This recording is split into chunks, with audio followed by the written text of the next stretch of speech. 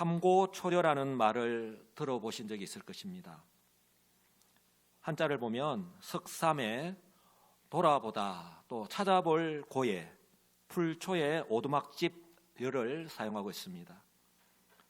중국의 후한 말에 그 삼국시대에 유비가 제갈량을 얻기 위해서 친히 제갈량의 초가집으로 3번씩이나 찾아갔던 그 일화에서 유래된 고사입니다. 인재를 얻기 위해서, 인재를 맞아들이기 위해서 참을성 있게 그렇게 진심으로 노력해야 한다라는 뜻의 고사성어입니다. 여호와 하나님께서 이스라엘 민족을 애굽에서 구원하시기 위해서 모세를 찾아가셨습니다. 여러분, 모세를 찾아가시는 그 하나님의 모습을 통해서 우리는요, 하나님의 그 진심을 발견할 수 있습니다.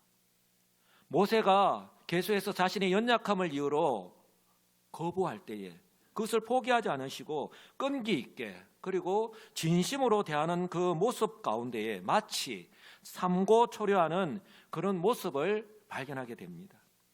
그 이유가 어디에 있을까요? 그 무엇보다도 하나님의 시간표 가운데에 드디어 이스라엘을 구원하실 때가 되었기 때문입니다. 이스라엘 민족이 애굽에서 400년 이상 생활하는 가운데에 그들은 이미 애굽화 되었습니다. 우리도 일제 36년 지나는 가운데에 그 잔재물이 지금 수십 년이 지나는 가운데 아직도 우리 가운데 남아있잖아요. 그런데 무려 400년 이상을 애굽에 종사를 했습니다. 그리고 얼마나 많은 우상들이 그들의 삶을 지배하고 있는지 모릅니다. 이미 그들의 삶은 애굽화 되었습니다. 그들의 기억에서 사라져버린 그 하나님을요 찾고 더군다나 탄식하면서 부르짖을 정도로 살아가는 것이 가장 힘들 때 바로 하나님께서 이스라엘 민족을 구원하시려고 하신 거예요. 그런가 하면 하나님께서 모세에게 거듭 너의 조상의 하나님이라고 그렇게 말씀하고 있듯이 약속하신 것은 반드시 지키시는 언약의 신실하신 하나님이시기 때문입니다. 할렐루야. 바로 그 하나님이 저와 여러분을 구원하신 하나님이셔요. 위로받으시기 바랍니다. 우리처럼 아이고 착각했다, 잊어버렸다 그렇게 말씀하시는 분이 아니셔요. 430년이라는 시간이 지나고 또한 그들이 그 하나님을 잊어버린 채 생활하였음에도 불구하고 하나님은요 아브라함과 한 그 약속을요 결코 잊지 않았습니다. 그리고 그들이 400년 이상을 잊어버린 채 그들이 생활하였는데 얼마나 어렵고 힘들었으면 그 하나님을 찾고 하나님께 부르짖을 때에 그들의 기도를 들으시고 그들을요 돌아보신 거예요. 바로 이분이 하나님이십니다. 사랑하는 성도 여러분, 어쩌면 시대와 환경은 다르지만 그 어느 때보다 우리가 이구동성으로 이렇게 이야기하잖아요. 살아가는 것이 어렵고 힘든 때다고. 바로 그것이 현실로 나타나고 있는 지금 현재의 저와 여러분의 모습과 비슷하지 않나 싶습니다. 잘 아시듯이 우리 여수에는 국가산업단지가 조성되어 있습니다. 그 국가산업단지 때문에 또 우리가 어떻게 보면 삶에 또 그런 좋은 것을 누리고 살아가고 있는지도 모릅니다. 그런데 지금 현실은 어떻습니까? 문을 닫는 회사와 공장이 많은 것이 현실입니다. 그런가 하면요, 중앙동을 비롯해서 또 여서동, 또 저 여천도 마찬가지라고 생각이 드는데요. 제가 지난번에 갔을 때는 이렇게 드문드문 문을 이렇게 닫는 가게들이 있었는데 얼마 전에 또 나가보니까 이제는 가게들이 연이어가지고 이렇게 문을 닫고 있는 마치 폐허와도 같은 그런 인상을 이렇게 받았거든요. 참 마음이 아팠습니다. 성도 여러분, 더 이상 남의 이야기가 아니라 바로 저와 여러분의 현실의 이야기고요. 바로 우리 교회가 직면한 현실입니다. 그러므로 마치 오늘 삼고초려하면서까지 모세를 통해서 그렇게 고난을 겪고 있는 이스라엘 백성을 구원하시려 원하시는 그 하나님의 모습을 통해서요. 시대와 환경은 다르지만 동일하게 가장 큰 위기의 때를 살아가고 있는 성도인 저와 여러분, 그리고 우리 교회를 향하여서도 변함이 없이 그리고 진심으로 대하고 있다는 그 사실을 깨닫는 은혜가 있기를 주님의 이름으로 간절히 축복합니다. 바로 오늘도 변함없이 저와 여러분의 삶의 형편을 어떻게 살아가고 있는지 누구보다도 잘 아시는 하나님께서 변함없이 말씀하고 계시는 것이 그 증거입니다. 성도 여러분, 하나님께서 이스라엘 민족을 구원하시는 일은요, 정말 진심이에요. 아마 진심이 아니라면 벌써 포기하고 돌아가셨을 거예요. 이것은 모세에게 이스라엘 민족의 구원이라는 거룩한 사명을 맡기시는 그 과정을 통해서도 우리가 충분히 발견할 수 있습니다. 모세가 미디안 광야에서 40년 동안 양을 치고 있었습니다. 그 모세에게 이 막중한 사명을 맡기시기 위해서 찾아가셨고 그에게 사명을 맡기셨습니다. 그러나 모세는 어땠죠? 자신의 부족함을 이유로 계속해서 거부하는 그 모세에게 그래 알았다 라고 냉정하게 돌아서시는 것이 아니라 그럼에도 불구하고 계속해서 모세에게 나는 너희 조상의 하나님 여호와이시다라고 거듭 말씀하셨죠. 그럼에도 불구하고 모세는 여전히 의문을 제기하면서 계속해서 거절하고 있습니다. 그러나 우리 하나님 포기하지 않으시고 모세를 계속해서 설득하고 계십니다. 마치 삼고초려하듯이 말입니다. 모세 자신이 말한 대로 모세가요 부족하고 무능하다는 것을 우리 하나님께서 몰라서가 아닙니다. 누구보다도 잘 알고 계시죠. 그러나 하나님께서는 한번 따라서 할까요? 모세를 통해서 바로 이 모세를 그럼에도 불구하고 모세를 이스라엘 민족의 지도자로 세워서 바로 출애굽 시키시기를 원하셨던 거예요. 하나님은 저와 여러분 자격이 있어서 구원하신 게 아니잖아요. 저와 여러분을 구원하셔서 그럼에도 불구하고 저와 여러분들을 이 여수시민교회에 저를 목사로 또한 우리 장로로 안수집사로 권사로 각 직분자로 세우셔서 이 주의 몸된 교회를 세워가시기를 원하시는 거예요. 그렇게 지금 이때에 주님의 몸된 교회에 맡기신 그 사명, 복음의 사명을 감당하기를 원하시는 거예요. 그래서 모세에게 우리 주님은요, 우리 하나님은 마치 삼고초려하듯이 계속해서 설득하신 것입니다. 이처럼 우리 하나님께서는 모세에게 진심이셨습니다. 동시에요, 지금 이 시대의 교회를 향한 우리 하나님의 마음 역시 진심이심을 믿으시기 바랍니다. 교회가 세상 속에서 직면한 이 현실의 환경 속에서 그 정체성을 잊어버리지 않고 그리고 복음을 통한 구원이라는 그 교회의 사명을 감당하도록 우리 하나님께서 포기하지 않고 계속해서 말씀하고 계십니다. 지금도요, 오직 믿음으로 순종하는 성도와 교회를 통해서 그 하나님의 구원 역사를 이루어가고 있는 것이 바로 그 증거입니다. 저는 그렇게 수많은 교회들 가운데 우리 교회가 바로 그 교회가 되기를 주님의 이름으로 간절히 축복합니다. 그러므로요, 하나님께서 오늘 마치 삼고초려하듯이 모세에게 하시는 말씀은 어쩌면 마치 모세와도 같이 하나님께서 지금도 계속해서 말씀하고 계심에도 불구하고 이런저런 이유로 자신을 합리화하면서 순종하지 못한 채 살아가고 있는 저와 여러분 한 사람 한 사람과 바로 우리 교회에게 하시는 말씀인 것입니다. 하나님께서는 자신의 이름을 묻는 모세에게 나는 스스로 있는 자다. 나는 여호와다. 나는 너희 조상의 하나님이시다. 라고 충분히 납득할 수 있을 정도로 오늘 내가 어느 날 갑자기 너에게 나타난 것이 아니라 너희 조상의 하나님 아브라함에게 언약을 하고 이삭, 야곱 대대로 그들과 함께 하셨고 잊지 아니하시고 그 약속을 지키신 하나님이라고 그렇게 설득력 있게 말씀하시면서 더군다나요 이스라엘 백성들이 애굽에서 어떻게 나가게 되는 것까지 마치 내 눈으로 보듯이 하나님께서 그렇게 권세 있는 말씀으로 모세에게 말씀하셨습니다. 그러나 모세는 어떻게 했죠?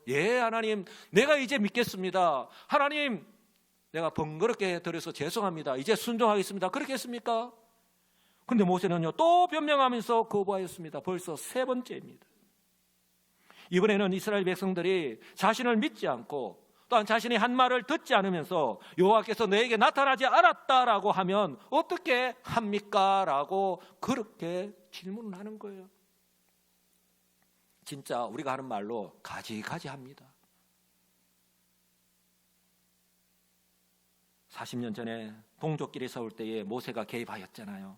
그때 그 사람들로부터 들은 자신은 선한 마음으로 그들 싸움에 개입하였는데 동족을 사랑하는 마음으로 그때 그들로부터 들은 말이 무엇입니까? 누가 너를 우리를 다스리는 자와 재판관으로 삼았느냐? 그 한마디 말, 그 비난의 소리를 들었던 스라는 경험이요 40년이 지난 지금도 자신의 마음 가운데에 아픔으로 자리 잡고 있는 거예요. 이 아픔이 아무것도 못하게 그 발목을 잡고 있는 것입니다. 어쩌면 저와 여러분들도 마찬가지 아닙니까? 그런데요, 저와 여러분들이 여기서 기억해야 하는 것이 있습니다. 저와 여러분들은 하나님께서 맡기신 그 사명을 어떻게 감당하고 있습니까? 40년 전에 모세처럼 자신의 열정과 혈기만으로는 하나님의 일을 제대로 감당할 수 없습니다. 실수할 수밖에 없는 것이죠. 오해를 일으킬 수밖에 없습니다. 아픔만이, 나는 열심히 했는데 아픔만이 나타날 수밖에 없을 수도 있다는 거예요. 그러나 한번 따라서 할까요? 하나님의 부르심과 소명 앞에서는 어떻게 해야 될까요? 그러나 하나님께서 나를 부르시고 일을 맡기실 때는요, 한번 따라서 합니다. 겸손하게 순종해야 합니다. 할렐루야. 이런 성도님들 되시기 바랍니다. 그럼에도 불구하고 하나님께서 나를 부르시고 나에게 이 같은 일을 맡기실 때는요, 겸손하게 순종하는 것이 바로 우리가 취할 태도라는 것입니다. 그런데 모세는 어떠했습니까? 이 소명 앞에서 이처럼 자신의 인간적인 한계를 대면서 계속해서 거부하고 있습니다. 혹시라도 우리 성도들 가운데 모세와 비슷한 경험 때문에 그것이 아픔이 되어서 하나님의 어떤 일을 부탁받았을 때에 나는 안 합니다. 나중에 시간이 되면 할랍니다. 그렇게 주저하시거나 피하시는 분이 계시다면 오늘 모세를 반면교사로 삼으시기 바랍니다. 성도 여러분, 지금 우리 교회 정말 중요한 기로에 서 있습니다. 아니, 우리 교회뿐만 아니라 한국의 교회가 정말 중요한 기로에 서 있습니다. 한 걸음 더 앞으로 나아가느냐, 아니면 지금 현실의 상황 속에서 그대로 주저앉는 채로 아무것도 하지 않은 채로 그저 소극적으로 대하느냐. 여러분, 그것은 현상을 유지하는 것이 아닙니다. 오히려 뒤로 물러나는 것이죠. 우리 교회 비전센터 건축 얼마나 어렵고 힘든 가운데에 우리가 공동회의를 통해서 통과시켰습니까? 그리고 지난번에 건축위원회가 구성이 되었습니다. 건축위원으로 우리 장로님, 안수집사님, 권사님 각 3명씩 이렇게 각 회에서 선출이 되었습니다. 그러므로요, 이렇게 세움을 받은 그들은 하나님께서 세우신 줄 믿고 겸손하게 순종해야 할 줄 분명히 믿습니다. 개인적인 생각은 내려놓고 그 소명에 걸맞게 최선을 다해서 직무를 감당해야 할 것입니다. 우리 성도님들 어떻게 하나 이렇게 그저 지켜볼 뿐만 아니라 우리 교회 역시 이를 위해서요, 한번 따라서 할까요? 한 마음으로, 우리 성도들 역시 한 마음으로 이 건축위원회가 그 사명을 잘 감당하도록 지지해야 됩니다. 이를 위해서 기도하고 믿고 맡겨야 할 것입니다.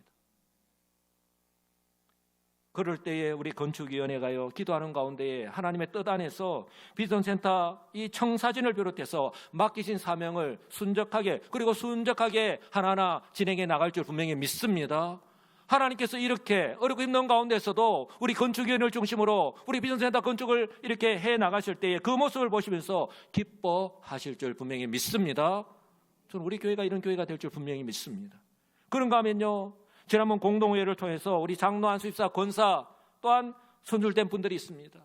하나님께서 때를 따라서 이렇게 직분자들을 세우셨어요. 주님의 몸된 교회를 오늘 우리 교회가 40년이 되기까지 이렇게 세워오신 거예요. 아마 선출되신 분들 가운데에 나는 충분한 자격이 되어서 내가 이번에 선택을 받았다라고 생각하시는 분은 아무도 계시지 않을 거예요.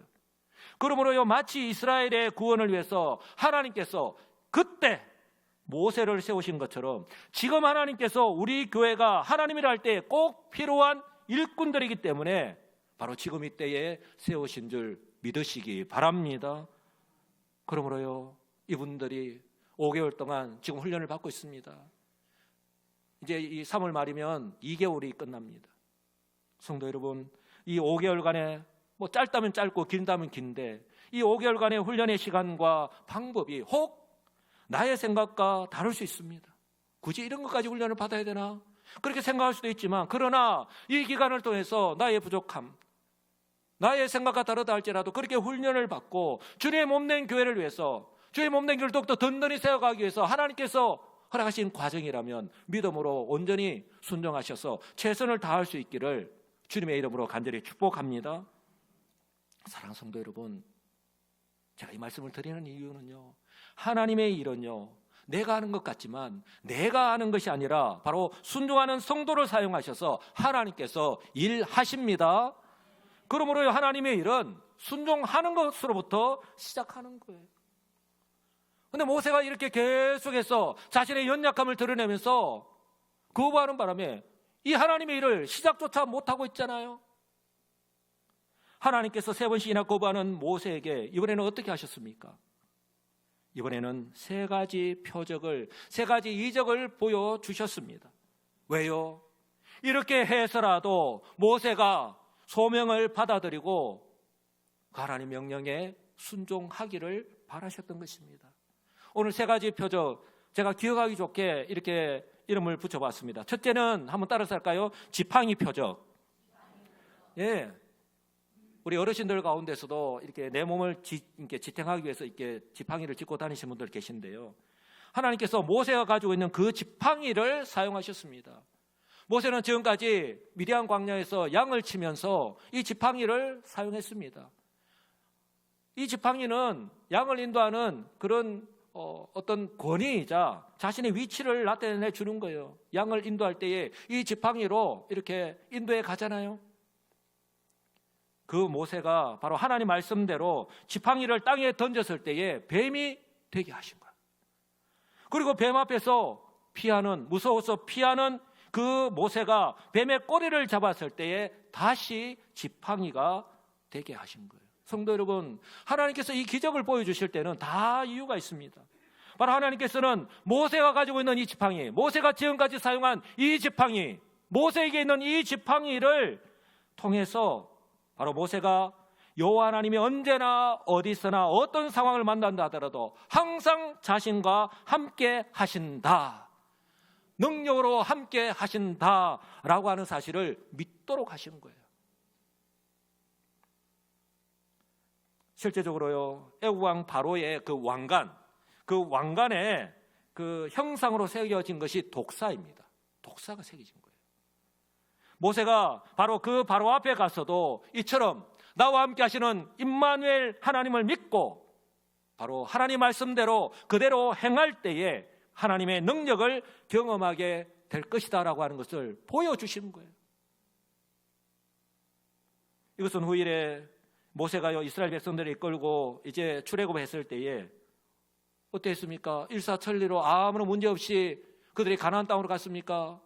애굽 왕 바로가 애굽의 정예 부대를 이끌고 바로 이스라엘 백성들을 죽이기 위해서 뒤쫓아왔잖아요.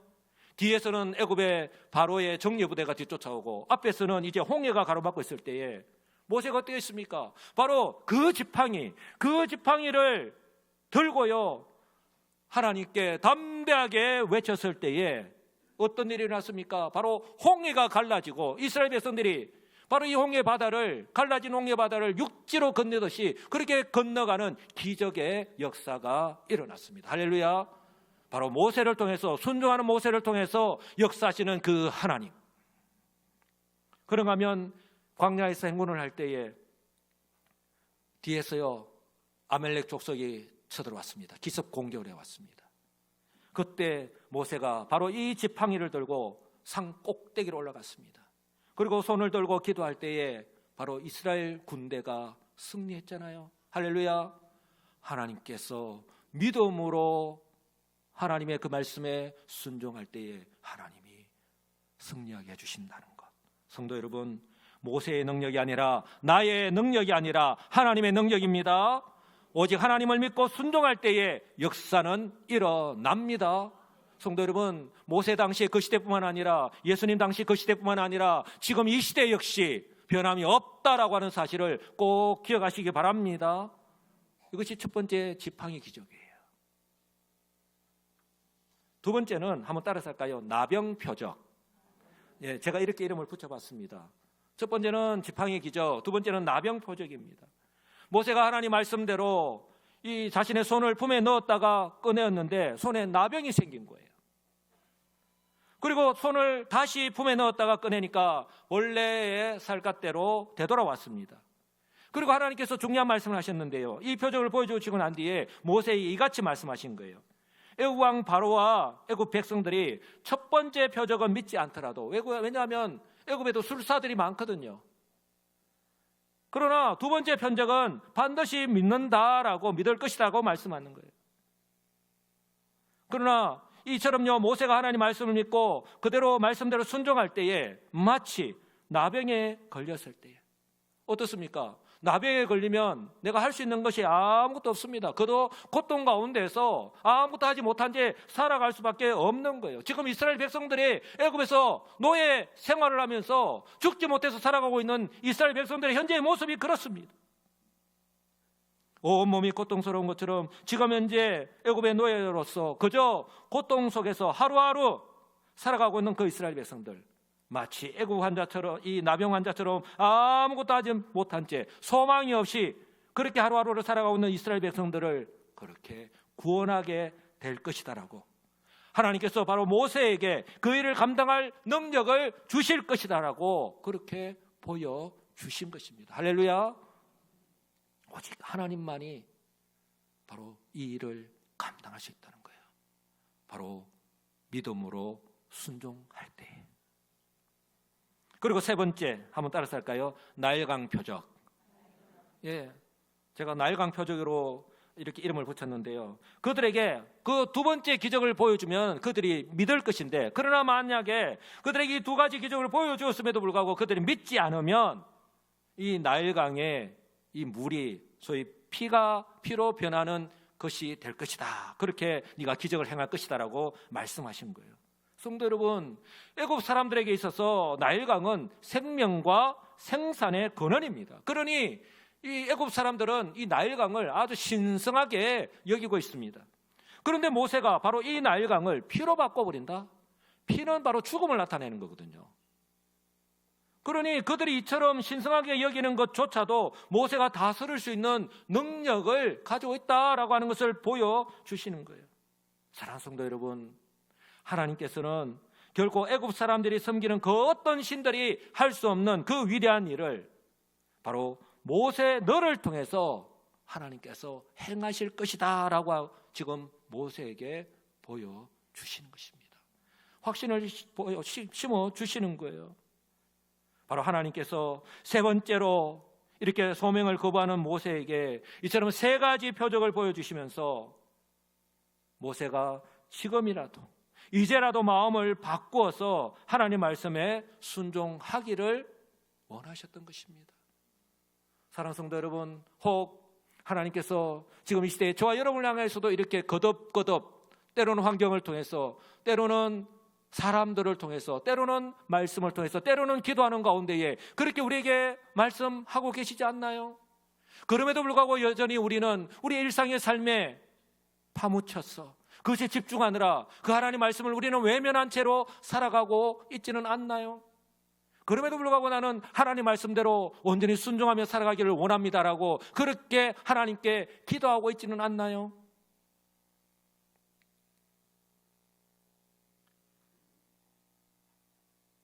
모세의 이런 모습과도 같이 이제는 구속사역을 완성하기 위해서 예수님께서 성육신하셔서 메시아로 이 땅에 오셨죠.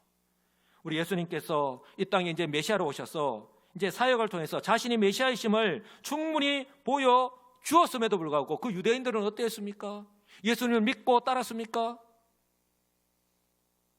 요한복음 4장에 보면 왕의 한 신하가 예수님을 찾아왔습니다. 자신의 아들이 병들어 죽게 되었는데 예수님께서 직접 가서 내 아들의 병을 고쳐달라고 그렇게 부탁을 한 거예요. 그때 우리 예수님께서 이렇게 책망하셨습니다. 너희는 표적과 기사를 보지 못하면 도무지 믿지 아니하리라.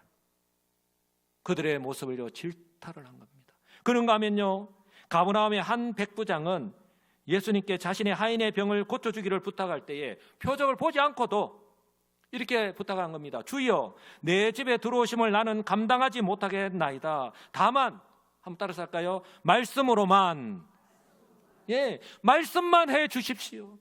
굳이 우리 집까지 오시지 않아도 됩니다. 주님이 말씀만 하시면 됩니다 라고 그렇게 믿음의 고백을 한 거예요. 그때 예수님께서 내가 진실로 너희에게 이르노니 이스라엘 중 아무에게도 이만한 믿음을 보지 못하였노라 라고 칭찬을 한 거예요. 그리고 이렇게 말씀합니다. 가라, 내 믿음대로 될지어다. 할렐루야. 한번 이렇게 고백해 볼까요? 가라, 내 믿음대로, 내 믿음대로 될지어다. 아멘. 제가 항상 기도할 때에 빠뜨리지 않고 하는 기도 가운데에 사랑하는 아들이, 사랑하는 딸이 그 믿음대로 될지어다라고 그렇게 기도합니다. 바로 이 말씀으로 칭찬하셨고요. 그리고 그 말씀을 하신 즉시 그 하인이 나았습니다. 성도 여러분, 이처럼 믿음대로 우리 하나님께서 역사하신 거예요. 사도 바울은 고린도전서에서 유대인은 표적을 구하고 헬라인은 지혜를 찾는다라고 말씀하고 있습니다. 성도 여러분, 그렇다면 저와 여러분은 어떻습니까?